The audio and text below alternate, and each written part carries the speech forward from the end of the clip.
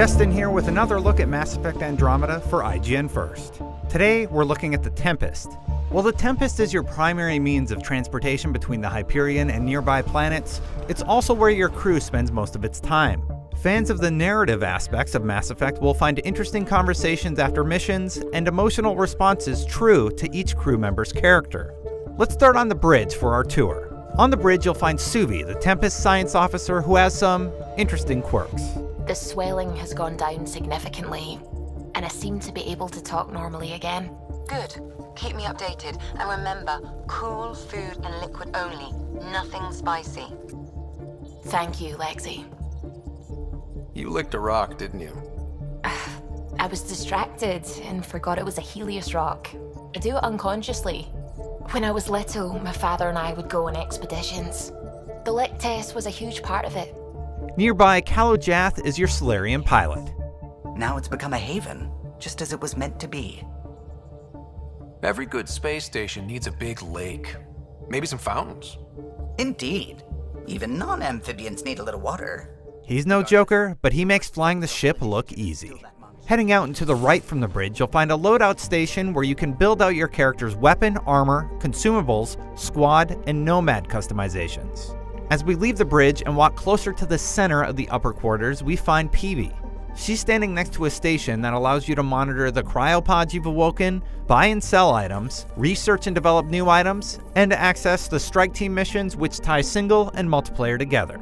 Today we're focusing on characters though. Let's see what Peebee's up to. How are you getting along with the team? I'm keeping it light and pleasant. Even Lexi isn't exactly what I'd expected. And Jal, I'm learning what makes him tick. We're lucky to have an Angara with us. Liam was a very calming presence on the Tempest when we played. He's always keeping the crew in check. Luckily, I have the perfect way for people to unwind. Movie night. Taking a breather for a good movie? I could get behind that. Best part is, it doesn't need to be good. Each character has interesting quirks and distinct responses. Above Peebee's location, you'll find a VidCom terminal for important messages and a poker game log about the crew's regular games. Below this spot, you'll find the Nomad with Drac and Gil nearby. Gil's the guy who handles ship repairs. How does it feel seeing the Nexus come together? It's starting to cook. Be what it was meant to be. For the longest time, I never thought that would happen. And we're making it happen, Ryder.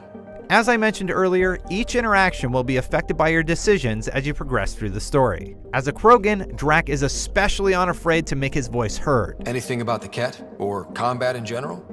Well, common Ket are pretty straightforward. Hit them hard enough, they die like anything else.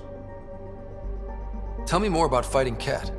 Wraiths are sneaky little shits like the ghost up behind you when you least expect it.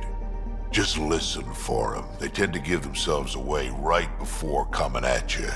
Today, however, we're on his good side. Vetra is down on the lower level. Kadara is a lifesaver. I'd promised some people some things I wasn't sure I could get. Turns out I can get them all on Kadara. Funny how things work out. You can learn more about her past, and what makes her tick.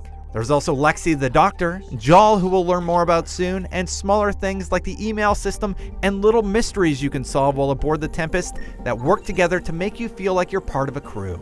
There's plenty more to experience on this ship and in Andromeda. So for more, keep it locked on IGN.